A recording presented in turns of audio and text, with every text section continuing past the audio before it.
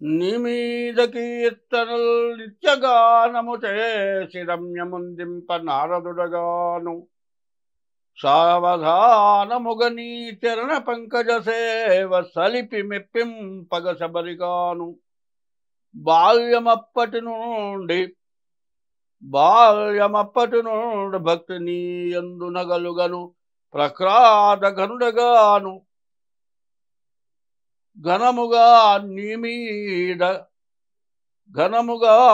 మీద గ్రంథములు కల్పించి వినుతి చేయను వ్యాసమునిగాను సాధుడను మూర్ఘమతి మనుష్యాధముడను హీనుడను సుమ్మి నీవు నన్నేలుకొనుము భూషణ వికాస శ్రీ ధర్మపుర నివాస దుష్ట సంహార నరసింహ దురిత దూర.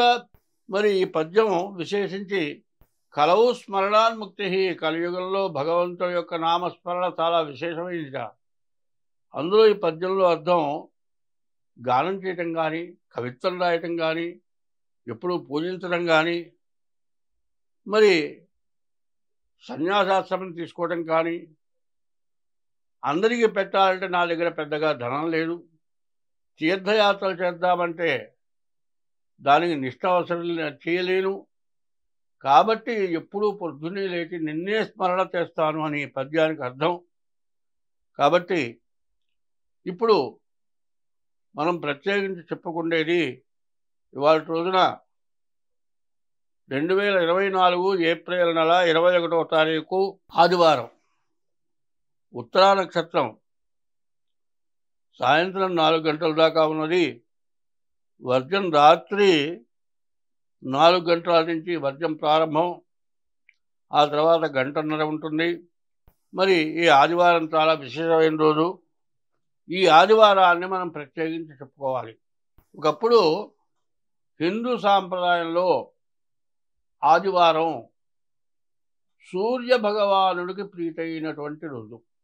ఆది అనగా మొదటిది, ఈ ఆదివారం మొదటి వారం. ఎందుకంటే యుగాది, యుగం ప్రారంభమైన రోజు. ఈ ఆదివారం రోజున సూర్య భగవానుడిని పూజించాలి. ఈ సూర్య భగవానుడిని పూజించడమే హిందూ మతం యొక్క ధర్మం. అయితే హిందువులంతా ముందు ఎప్పుడు ఏం చేసేవాళ్ళంటే ఒక అమావాస్య రోజే సెలవు తీసుకునేవాళ్ళు. ఆదివారం రోజు ప్రత్యేకించి దేవతా పూజలు చేసేవాళ్ళు. ఇప్పుడు శుక్రవారము శనివారము చేస్తున్నారు. వీటన్నిటికంటే ముందు ప్రధానమైనటువంటి రోజు ఆదివారం. ఈ ఆదివారం సూర్యుడు పూజించాలి.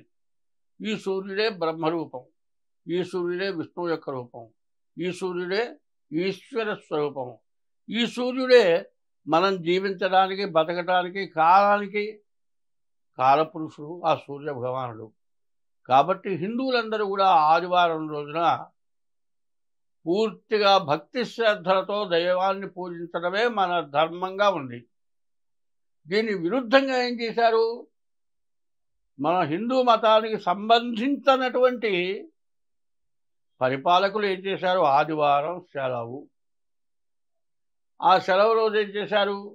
ఆ రోజు వాళ్ళ మత సంబంధమైనటువంటి దానికి మనని ఆహ్వానించారు. అందులో శాకాహారులు కాకుండా మాంసాహారం, వాళ్ళకి ఇష్టమైన మాంసాన్ని పెట్టడం అలవాటు చేశారు.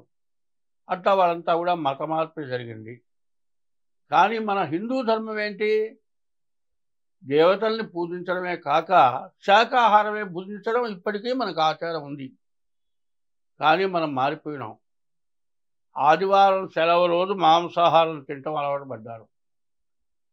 ఇది చాలా మనకు మంచి జరిగేటువంటి ప్రవర్తన కాదు. కాబట్టి 2024 ఆదివారం 21వ తారీఖు త్రయోదశి, వెళ్ళగా చతుర్దశి. త్రయోదశి రాత్రి 12 గంటల దాకా ఉంది. ఆ తర్వాత చతుర్దశి, ఉత్తరా నక్షత్రం, కన్యా రాశి వస్తుంది. కన్యా మిథునయోర్ బుధ, కన్యా మిథున రాశులకు బుధుడు అధిపతి. అటువంటి బుధుడిని పూజించాలి. తర్వాత ఆదివారం సూర్యుని పూజించాలి. ఇటువంటి చాలా ఉత్తమమైన మంచి రోజు. ఈ రోజు నుంచినైనా సరే ఆదివారం రోజు శాకాహారం ఎందుకు తినాలి అంటే తేలిగ్గా జీర్ణమైతే మనం ఏ కార్యమైనా చక్కగా నిర్వర్తించగలుగుతాం, దైవాన్ని పూజించగలుగుతాం. ఆకుకూరలు తిని మన శాస్త్రం. అట్లాగే కందమూలాలు తిని, ఆకుకూరలు తిని మునీశ్వరులంతా కూడా భగవదారాధన చేసిన రోజు. ఈరోజు ఏప్రిల్ నెల 21వ తారీఖు ఆదివారం, త్రయోదశి వెళ్ళగా చతుర్దశి, ఉత్తర నక్షత్రం, కన్యారాశి. మరి క్రోధినామ సంవత్సర చైత్ర శుద్ధ త్రయోదశి వెళ్ళగా చతుర్దశి ఆదివారం. ఇది తెలుగు సంవత్సరం. అటు ఇంగ్లీషు సంవత్సరం, ఇటు తెలుగు సంవత్సరం చెబుతున్నా. ఇది ఎందుకయ్యా సోది చెబుతున్నామని అడుగుతారేమో. దేవుడు పూజ చేసేటప్పుడు సంకల్పం కావాలి.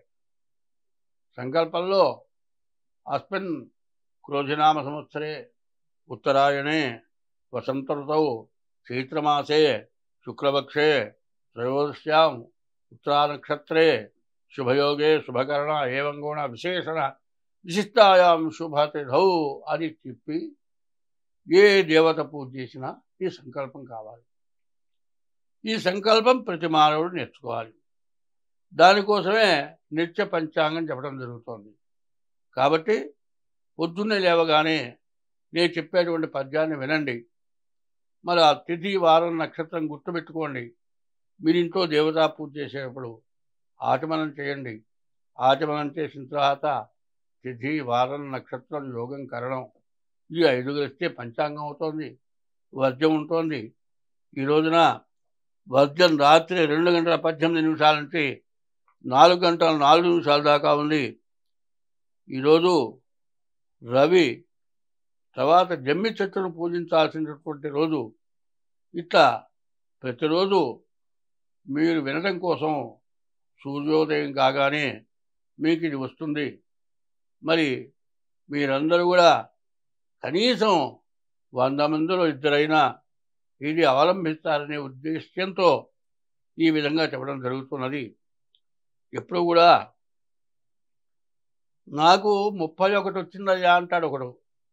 31 రాలా, 31 అయిపోయింది. నాకు ఇవాళ 81 వచ్చిందంటున్నా. 81 రాలా, 81 సంవత్సరాలు అయిపోయినాయి. రాను రాను మన జీవితం గడిచిపోతుంది. ముందు ఎన్నాళ్ళు ఉంటామో మనం తెలియదు. కాబట్టి నిత్యం ఎవరైతే దైవాన్ని పూజిస్తారో వాళ్ళకి ఎటువంటి సమస్య లేకుండా ఉండటం కోసము మరి ఈ విధమైన పూజలు చేయాలి. మరి కుంకుడు చెట్టుని, జాజి చెట్టుని కూడా పూజించాలి. మరి ఇటువంటి దేవతారాధన చేయటం చాలా విశేషం. స్వస్తి.